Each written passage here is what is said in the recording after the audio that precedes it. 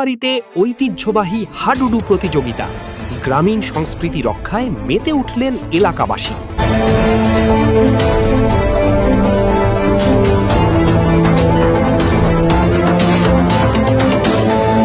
কালের বিবর্তনে হারিয়ে যাওয়া বাংলার ঐতিহ্যবাহী হাডুডু কাবাডি খেলাকে পুনরুজ্জীবিত করতে রৌমারীতে এক জমজমাট প্রতিযোগিতার আয়োজন করা হয়েছে।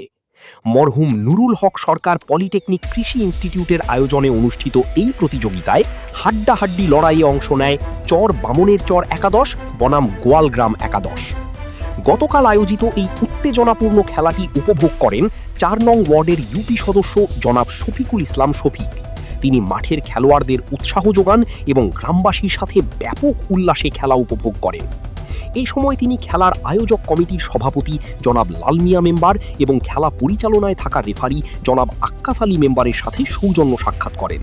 এছাড়া দুই দলের খেলোয়াড়দের সাথে শুভেচ্ছা বিনিময় করেন এবং গ্রাম বাংলার ঐতিহ্য ধরে রাখতে এমন আয়োজনের ভূয়সী প্রশংসা করেন।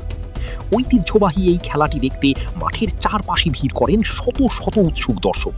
গ্রামীণ জনপদে এমন আনন্দঘন পরিবেশ ও সুস্থ বিনোদনের আয়োজন এলাকায় বেশ সাড়া ফেলেছে।